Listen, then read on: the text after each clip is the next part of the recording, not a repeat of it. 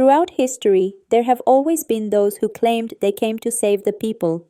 But some of them turned power into something so enduring, not even death could erase it. They weren't just dictators, they became shadows that followed entire nations for generations. Some killed with a smile, some with a sword, and others with nothing but ideology and a pen. In this video, we'll introduce you to 10 dictators whose names aren't just found in history books. They haunt the nightmares of entire nations. Men whose names you may not know well, but whose impact is still chilling. Welcome to the darkest chapters of power.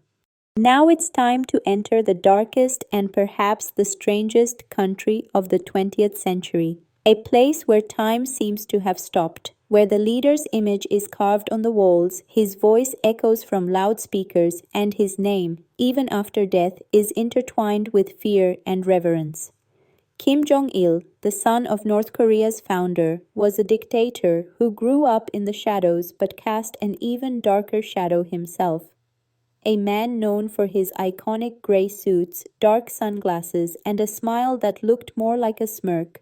Behind his cold and expressionless face, he controlled one of the most complex machines of repression in history. When his father, Kim Il-sung, passed away, everyone thought the regime would collapse. But Kim Jong-il emerged with unexpected strength. Not only did he seize power, but for the first time in modern history, he created a fully hereditary government in a communist country. He had carefully prepared behind the scenes for years for this moment. Control over the media, the army, and the Workers' Party of Korea, all were under his command. But his rule was not just based on military power, it was built on a terrifying myth, a cult of personality. In North Korea, Kim Jong-il was not just a leader, he was the living god. According to official media, when he was born, the sky changed color, a double rainbow appeared, and a new star shone in the sky. In schools, children were taught more about the life and thoughts of the dear leader than about math and science. No one was allowed even to glance disrespectfully at his picture, let alone criticize him. But behind this sacred image, the country was dying of hunger. In the 1990s, a massive famine swept through North Korea. Hundreds of thousands, possibly over 1 million, died of starvation. While people resorted to eating grass and cooking the bodies of their neighbors out of desperation, Kim Jong-il lived in grand palaces, had personal Japanese chefs, and imported wine and caviar from around the world.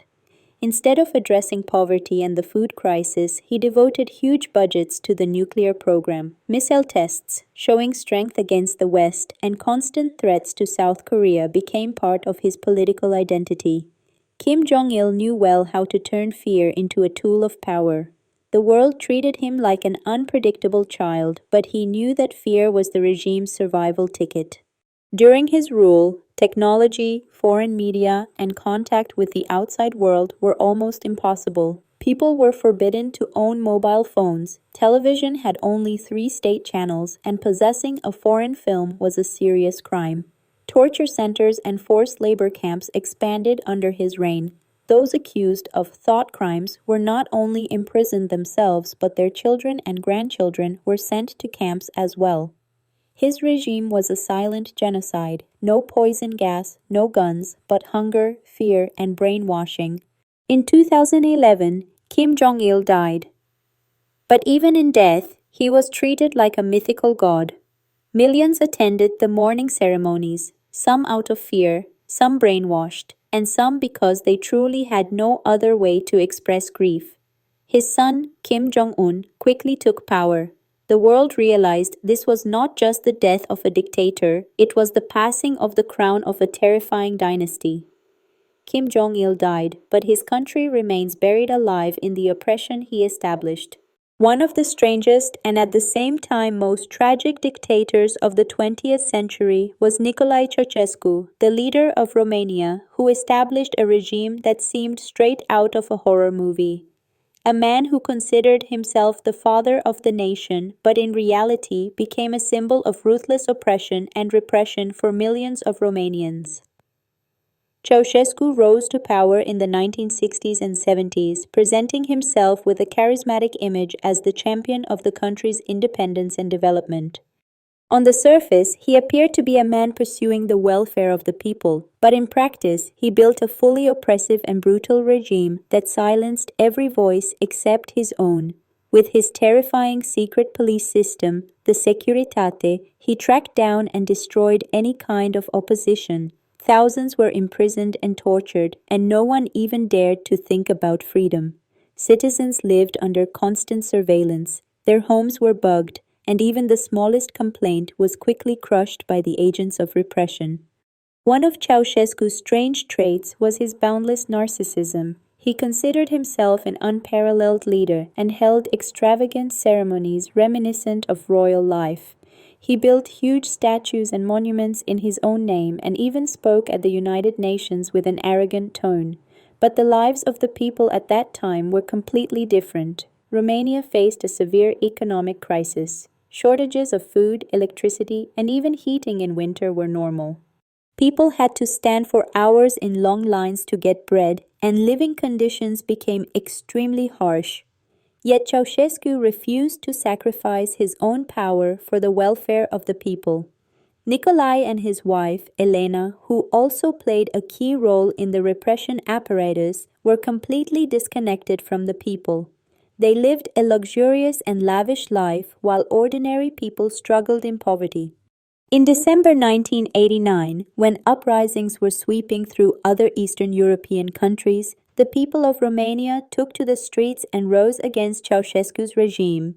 He tried to maintain power by brutally suppressing protests, but the army and the people no longer supported him. Finally, Nicolae and Elena were arrested, quickly tried, and sentenced to death. On December 25, 1989, they were executed in front of cameras, a scene symbolizing the end of a repressive regime. This was the bitter end of Ceaușescu's dictatorship, but the legacy of oppression and cruelty lingered in the minds and lives of Romanians for years to come. One of the most notorious and controversial dictators of modern history is Saddam Hussein. He ruled Iraq for over 2 decades. One of Saddam's most infamous crimes was the war with Iran, which lasted from 1980 to 1988, causing hundreds of thousands of deaths and widespread destruction in both countries. This long and bloody conflict ended without a decisive victory and left deep scars on the region. After the Iran-Iraq war, Saddam turned his forces against the Kurds in his own country. In 1988, he ordered a chemical attack on the city of Halabja, where thousands of innocent Kurds were killed by poisonous gas. This atrocity remains one of the darkest chapters in Iraq's and the world's history and is recognized as a genocide against the Kurds. Saddam also clashed with neighboring countries and the international community. In 1990, he invaded Kuwait, an act that led to international military intervention and the Gulf War. In this conflict, a US-led coalition swiftly expelled Saddam's forces from Kuwait, but his regime continued to hold power in Iraq. During Saddam's rule, the Iraqi people faced poverty, political repression, and severe restrictions. Any opposition was harshly crushed, and the media was tightly controlled. Saddam presented himself as the absolute leader of Iraq and used symbols of power such as lavish palaces and large military parades to maintain his image. Years later, in 2003, with the invasion led by US coalition forces, Saddam's regime was toppled. He was captured, tried for his crimes, and executed in 2006. Saddam's death marked the end of a dark era in Iraq, but the consequences of his rule continue to affect the region to this day. These dictators are dead, yet the world is still full of those who follow the same path. Let us not forget, history, if not told, will repeat itself, and if we close our eyes, the future will once again resemble the past. Dark, filled with screams, and merciless.